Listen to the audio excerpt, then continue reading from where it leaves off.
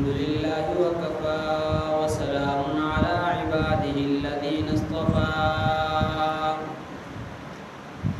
أما بعد فأعوذ بالله من الشيطان الرجيم بسم الله الرحمن الرحيم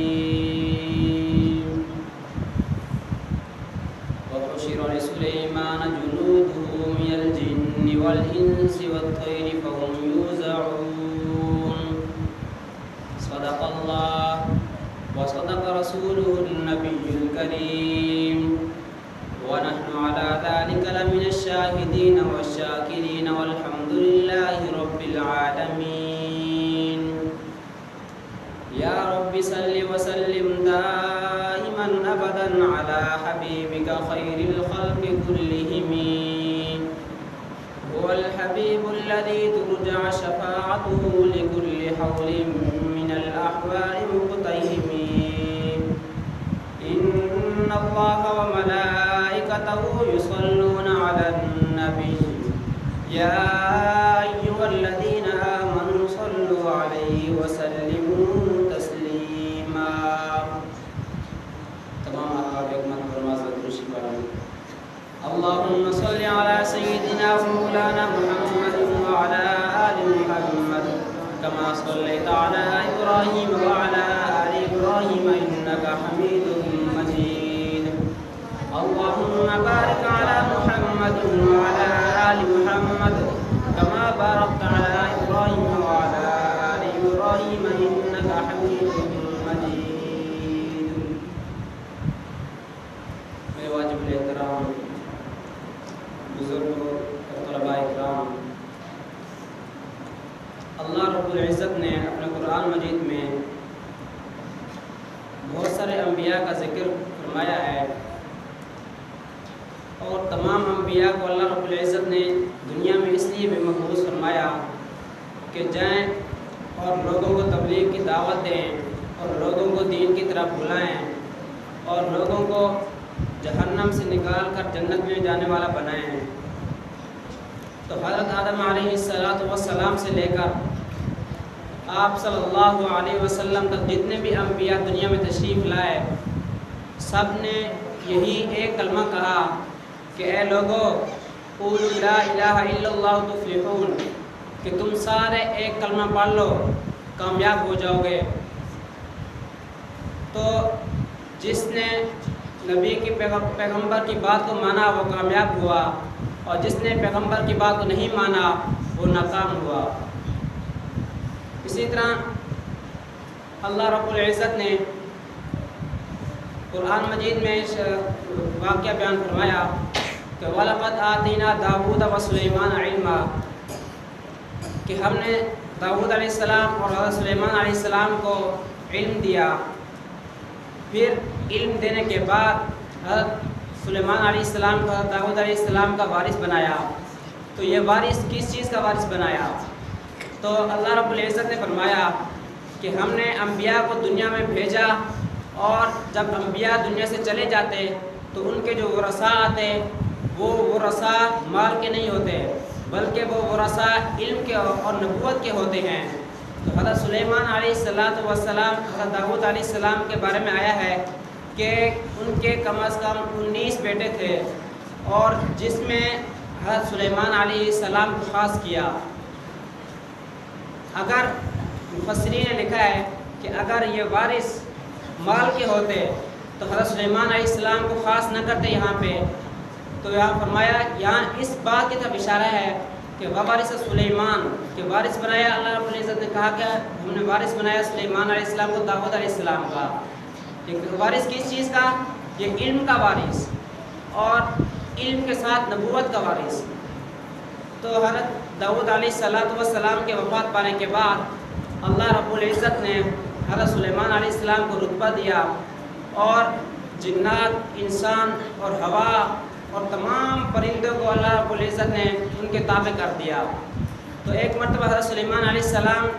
تمام لشکر کو لے کے، جنات، انسان کو تمام کو لے کر اپنے ساتھ جا رہے تھے، تو راستے میں چونٹیوں کا گھر تھا، چونٹیوں کی چھوٹی چھوٹی بلیں تھیں۔ تو ایک چونٹی نے دیکھا کہ حضرت سلیمان علیہ السلام کا لشکر وہاں سے آ رہا ہے،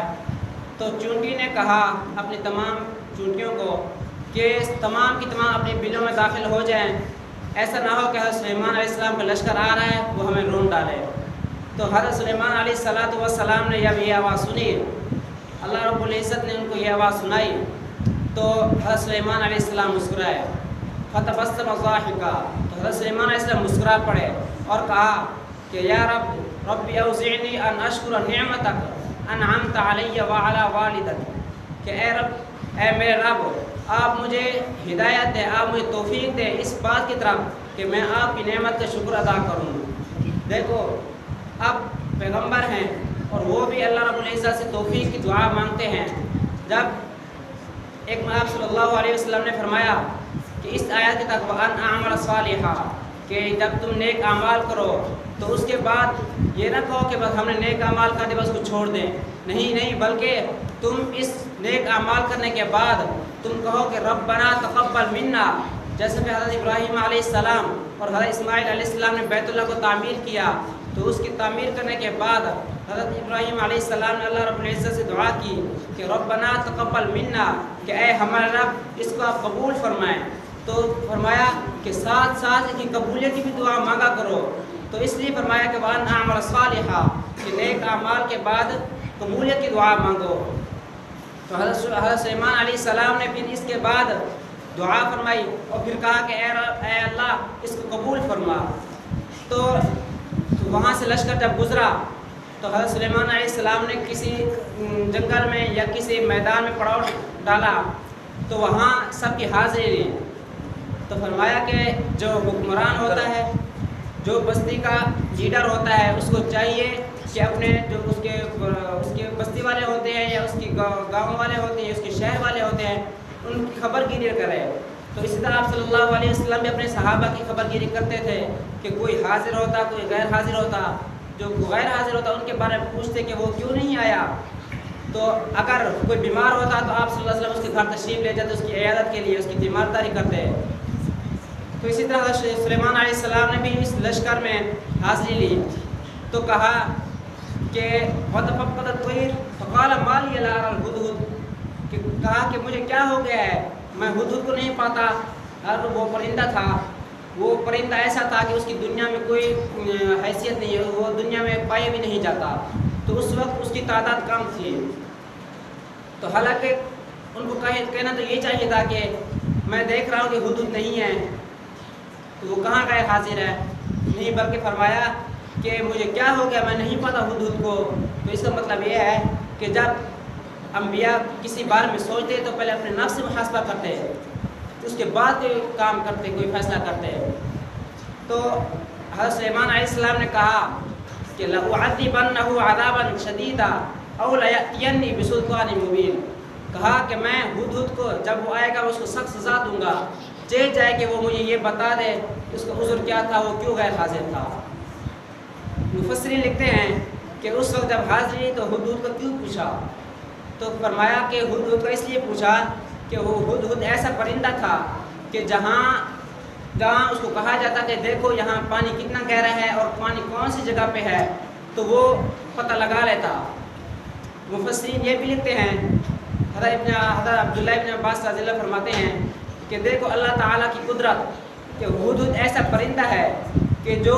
زمین کے اندر تک پانی کی تہ تک گہرائی جان سکتا ہے اور یہ بھی پتہ لگا سکتا ہے کہ یہ پانی کہاں پہ ہے، تو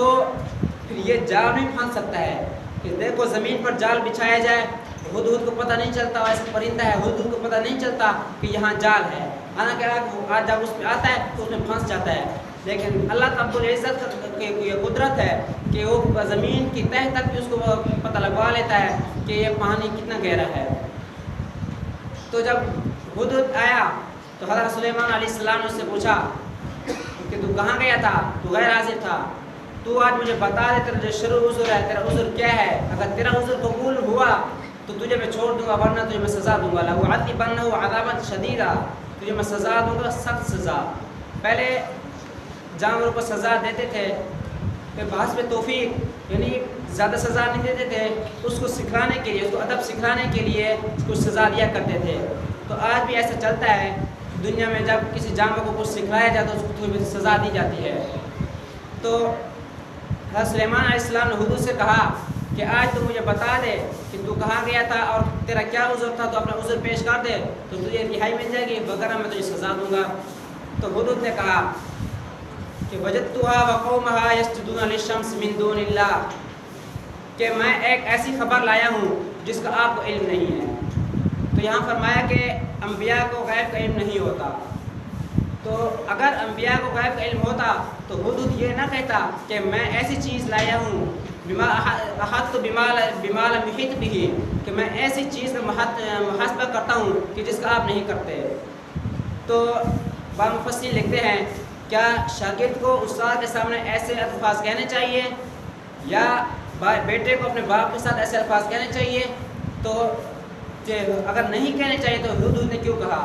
تو مفسرین فرماتے ہیں کہ حدود نے اس لیے کہا کہ حضرت سلیمان علیہ السلام نے فرمایا کہ اگر تو نے مجھے صحیح بات کا جواب نہ دیا، اپنا عذر پیش نہ کیا تو میں تجھے سزا دوں گا، تو اس لیے اس نے یہ کہا۔ تو حدود نے کہا کہ میں ایک ایسی بستی پاتا ہوں کہ اس میں ایک عورت ہے اور وہ بادشاہ ہے، تو وہ بادشاہ مسلمان نہیں ہے بلکہ وہ مجوسی ہے، وہ سورج کی پوجا کرتی ہے، ایک اللہ کے علاوہ اللہ کو چھوڑ کے سورج کی پوجا کرتی ہے، حالانکہ چاہیے تو یہ تھا کہ وہ اللہ کی عبادت کرے۔ تو حضرت سلیمان علیہ السلام تھوڑا غمگین ہوئے تو ایک خط لکھا اور کہا کہ حدود کو کہا کہ یہ میرا خط لے جاؤ اور اس بادشاہ کو دو۔ تو جب حدود گیا خط لکھا، اس پہ تفصیل تھوڑی سی آتی ہے کہ جب خط لکھا جائے تو شروع میں بسم اللہ لکھا جائے، پھر اس کے بعد خط کو شروع کیا جائے، پھر آخر میں اپنا نام پتہ لکھا جائے تاکہ اس کو معلوم ہو جائے کہ یہ خط بھیجنے والا کون ہے۔ تو جب حضرت سلیمان علیہ السلام نے خط کو بھیجا، جب ملکہ کے پاس گیا خط تو اس نے خط پڑھا، کہا حضرت سلیمان نے لکھا تھا کہ تم اگر ایمان لے آئے تو میں تمہیں چھوڑ دوں گا، اگر تم ایمان نہ لائے تو میں اپنا لشکر کے ساتھ تمہیں نیست نابود کر دوں گا۔ تو جب ملکہ نے یہ بات پڑھی تو اپنے قاصدوں کو کہا کہ یہ لکھا ہوا ہے اس میں، اور ان سے مشورہ کیا کہ آپ کیا کرنا چاہیے اس کے بارے میں، تو ان کے قاصدوں نے کہا کہ جیسے آپ کی مرضی۔ تو ملکہ نے کہا کہ پہلے زمانے میں جو بادشاہ حملہ کرتے تھے تو جب کسی بستی میں داخل ہوتے تو اس کو نیست نابود کر دیتے تھے، اس کو مٹی میں ملیا میٹ کر دیتے تھے، جو عزت دار ہوتے تھے اس کو بے عزت کر دیتے تھے۔ تو اسی لیے ہم ایسا کرتے ہیں کہ ہم ایمان لے جاتے ہیں تو ہم محفوظ ہو جائیں گے۔ تو ملکہ نے اپنے لوگ لیے اور حضرت سلیمان علیہ السلام کے پاس آئی اور ایمان قبول کیا۔ تو یہ تھی دین کی دعوت۔ یہ ایک پرندہ تھا جس نے حضرت سلیمان علیہ السلام کو بتایا کہ ایک عورت ہے اور وہ اللہ پر ایمان نہیں لاتی بلکہ سورج کی پوجا کرتی ہے۔ تو یہ ایک پرندے کے اندر یہ جذبہ تھا کہ یہ لوگ